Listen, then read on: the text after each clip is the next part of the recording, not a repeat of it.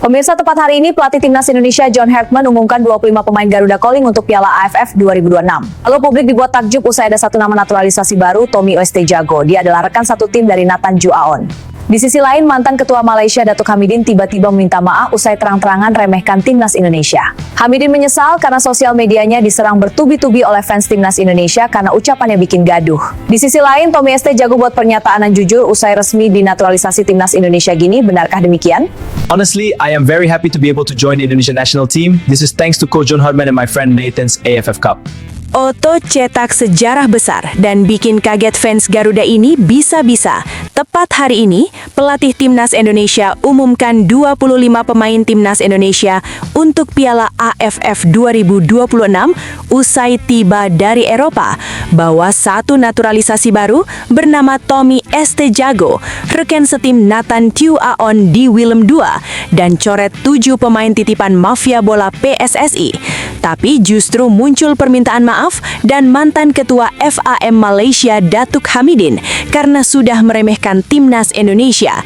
Bahkan Tommy Estejago sampai buat pernyataan jujur gini soal debutnya di timnas Indonesia. Benarkah demikian? Langsung set tanpa Fafifu, timnas Indonesia langsung adakan uji coba lawan raksasa Asia. Apakah tim kepelatihan John Hartman langsung raih kemenangan di debutnya tahun ini? Temukan jawabannya di sini. Ini baru Jos Gandos. Calvin Verdang cetak sejarah sensasional di turnamen besar Eropa tadi malam. Wah, apakah itu? Penasaran?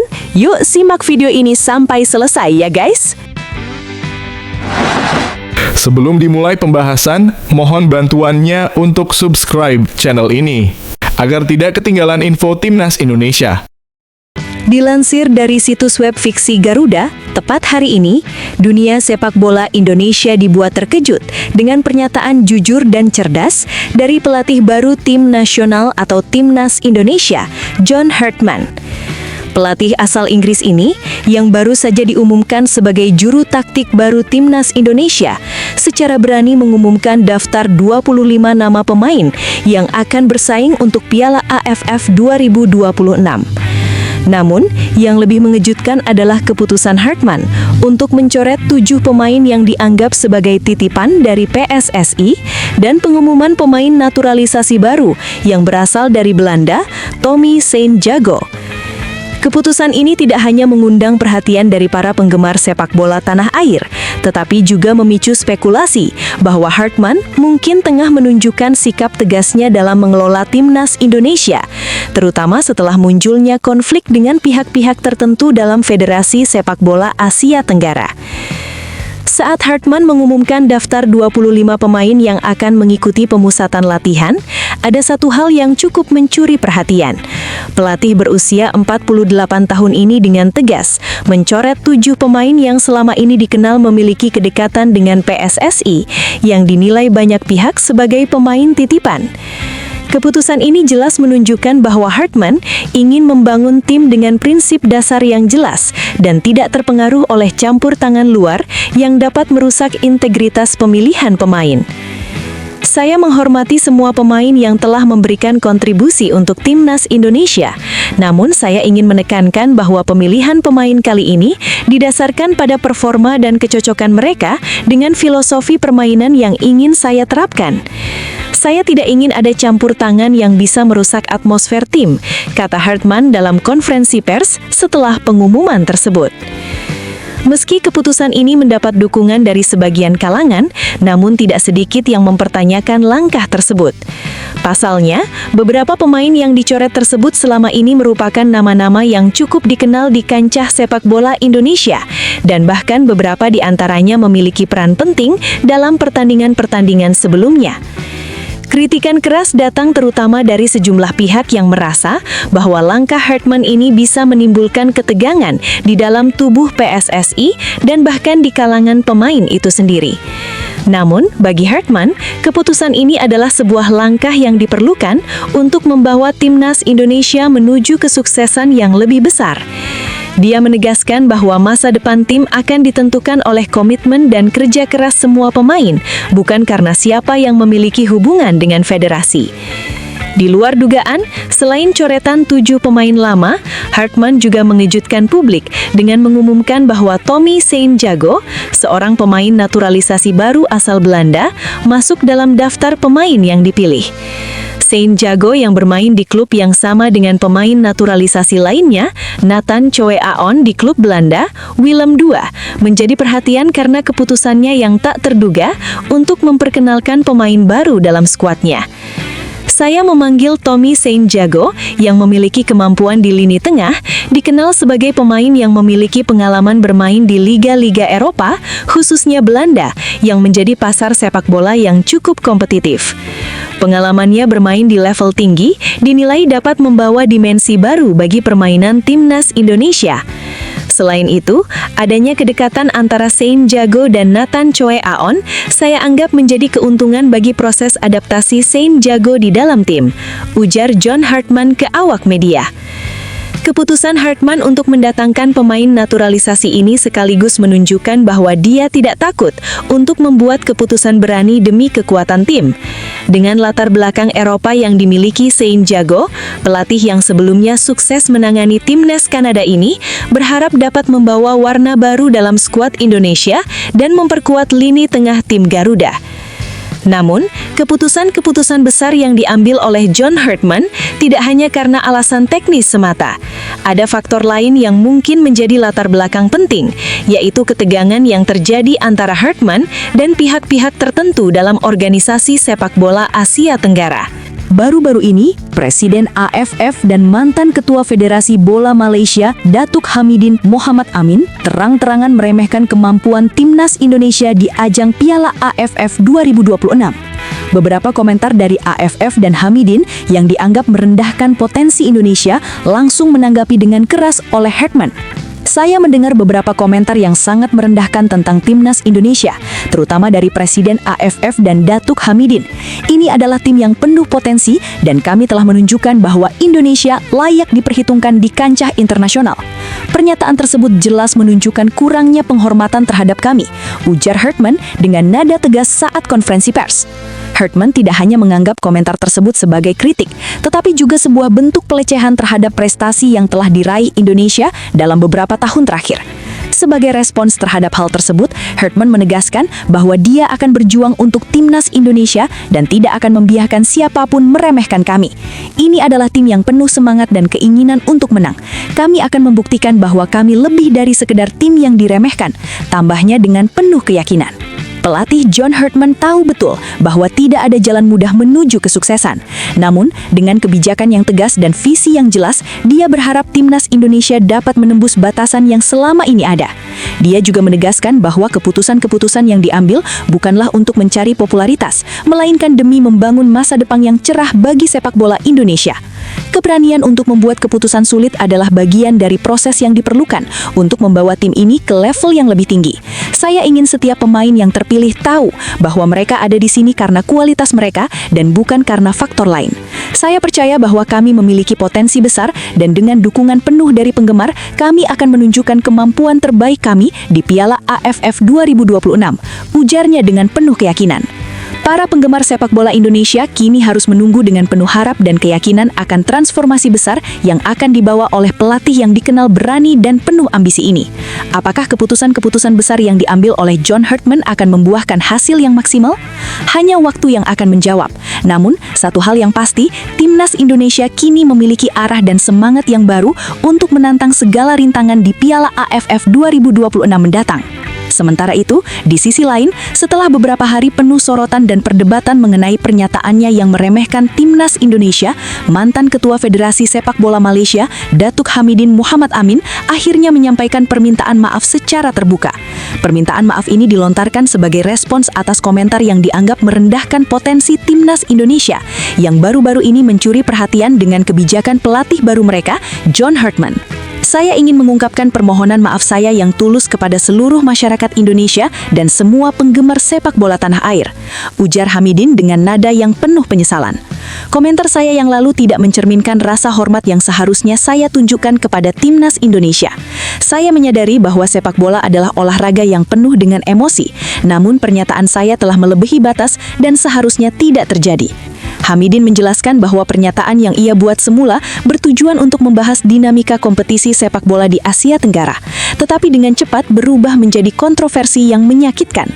Saya mengerti betapa besar cinta dan kebanggaan yang dimiliki rakyat Indonesia terhadap tim mereka, dan saya sangat menghormati itu.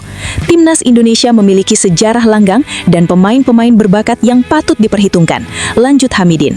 Hamidin mengakui bahwa komentarnya tersebut terkesan meremehkan kemampuan Timnas Indonesia yang belakangan ini menunjukkan peningkatan signifikan di bawah bimbingan John Herdman.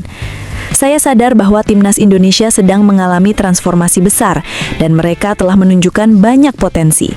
Piala AFF 2026 akan menjadi ajang yang sangat kompetitif dan Indonesia di bawah kepemimpinan Herdman akan menjadi salah satu tim yang patut diperhitungkan, ungkap Hamidin. Sebagai bentuk penyesalan, Hamidin juga menegaskan bahwa dia akan lebih berhati-hati dalam berbicara di masa depan, khususnya mengenai negara dan tim sepak bola lainnya. Saya berjanji untuk lebih berhati-hati dan menunjukkan sikap yang lebih profesional dalam berbicara tentang tim nasional lain di Asia Tenggara. Saya menghormati kompetisi yang ada dan berharap semua tim dapat saling mendukung untuk meningkatkan kualitas sepak bola di kawasan ini. Selain permintaan maaf, Hamidin juga mengungkapkan harapannya untuk menjalin hubungan yang lebih baik antara Malaysia dan Indonesia dalam dunia sepak bola. Kami sebagai bangsa harus bisa saling mendukung dan menjaga hubungan yang baik di dunia olahraga. Sebagai penggemar sepak bola, kami semua ingin melihat kawasan ini berkembang dan maju bersama-sama.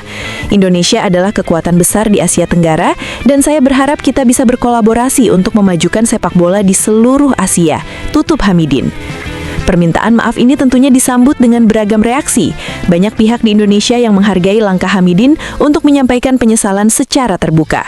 Para penggemar sepak bola Indonesia menganggap bahwa ini adalah langkah yang tepat, meskipun beberapa tetap merasa bahwa komentar tersebut seharusnya tidak terjadi sejak awal. Sementara itu di sisi lain, nama Tommy Santiago kini mencuri perhatian publik sepak bola Indonesia setelah diumumkan sebagai pemain naturalisasi baru dalam skuad Timnas Indonesia untuk Piala AFF 2026. Dalam sebuah pernyataan yang penuh semangat dan kepercayaan diri, pemain asal Belanda ini mengungkapkan kebahagiaan dan rasa terhormatnya setelah dipercaya untuk bergabung dengan tim Garuda, serta menjelaskan alasan dibalik keputusan pentingnya untuk memilih Indonesia sebagai negara yang akan ia bela.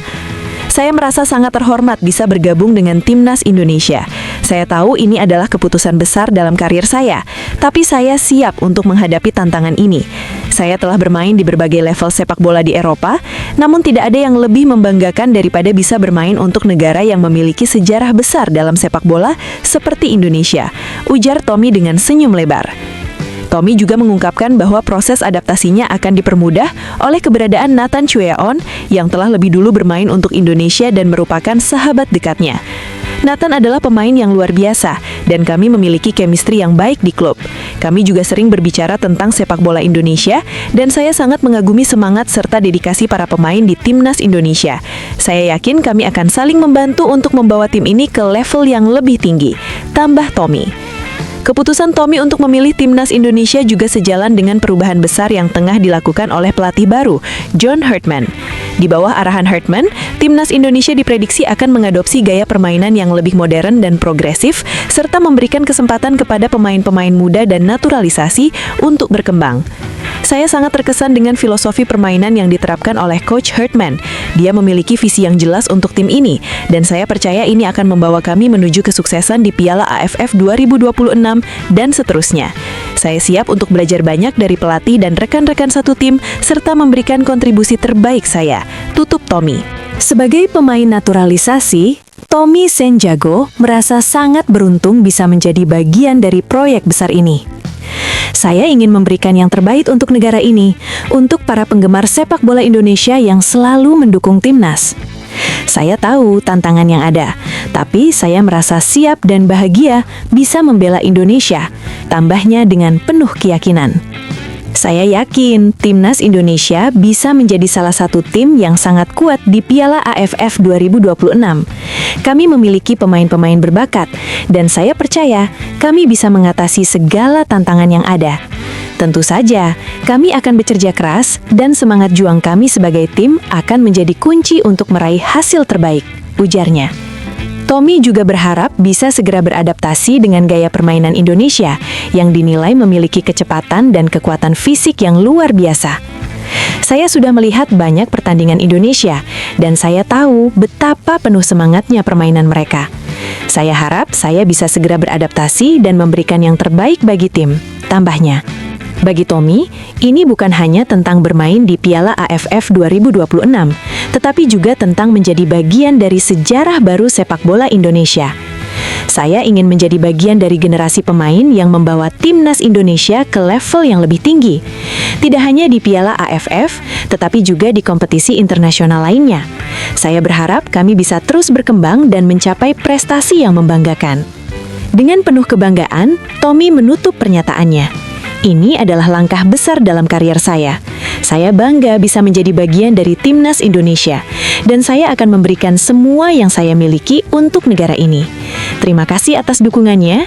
Saya tidak sabar untuk bermain di depan para penggemar Indonesia dan memberikan yang terbaik untuk tim ini. Tutupnya. Tapi tunggu, benarkah kabar tersebut? Simak hasil penelusuran admin di akhir video ini ya guys.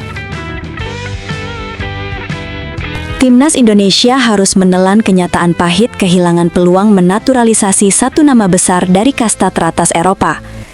Sosok tersebut adalah Benjamin Van Leer, kiper berdarah Maluku yang pernah mencatatkan 107 penampilan di Eredivisie sebelum memilih pensiun dini. Gelombang naturalisasi memang baru masif dalam beberapa tahun terakhir. Namun jauh sebelumnya, tepatnya pada 2017, Kemenpora sudah lebih dulu memetakan talenta diaspora.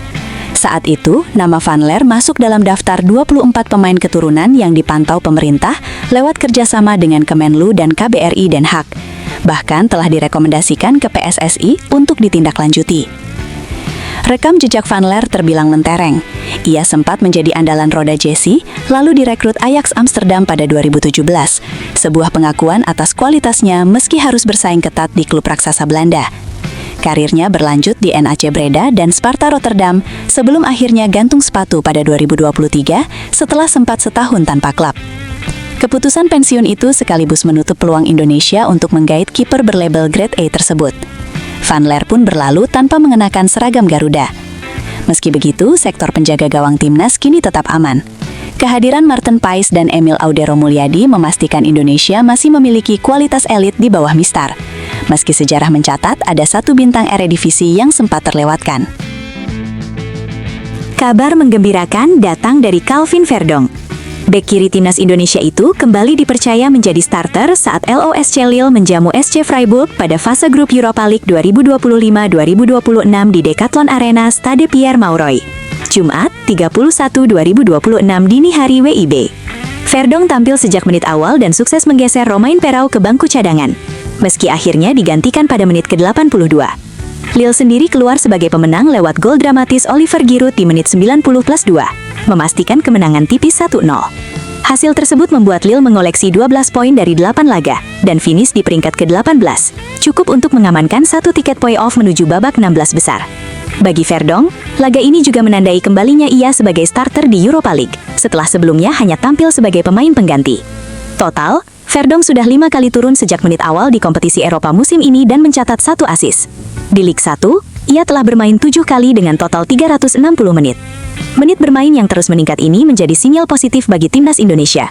Dengan peluang besar, Verdong dipanggil John Herdman jelang FIFA Series 2026 di Indonesia pada Maret mendatang, bersama Bulgaria, Kepulauan Solomon, dan Saint Kitts and Nevis. Pengamat sepak bola Muhammad Kusnaini menilai kehadiran Cesar Meilan dalam staf pelatih timnas Indonesia sangat vital bagi John Herdman. Menurutnya, pelatih baru jelas membutuhkan sosok yang memahami filosofi dan pola kerja yang sudah teruji. Sejauh ini, Meilan menjadi satu-satunya nama yang masuk dalam tim kepelatihan Herdman. Pelatih fisik asal Swiss itu dikenal sebagai tangan kanan Herdman sejak 2010, termasuk saat keduanya membawa timnas Kanada lolos ke Piala Dunia 2022 setelah penantian 36 tahun. Kehadiran Meilan penting karena Herdman butuh orang yang benar-benar paham konsep dan cara kerjanya, ujar Kusnaini. Ia menilai latar belakang Meilan di bidang sport performance sangat relevan dengan filosofi Herdman yang mengandalkan pressing, intensitas tinggi, dan transisi cepat. Bungkus meyakini Milan akan fokus meningkatkan level kebugaran pemain agar skema permainan Hartman bisa berjalan maksimal. Dengan fisik dan stamina yang kuat, para pemain diyakini mampu tampil lebih konsisten.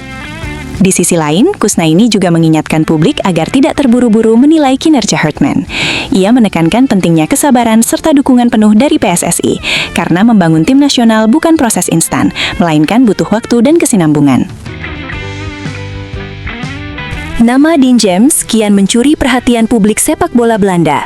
Performa bek kiri timnas Indonesia itu bersama Go Ahead Eagles dinilai terus menanjak, hingga membuatnya masuk radar transfer Ajax Amsterdam pada bursa musim dingin.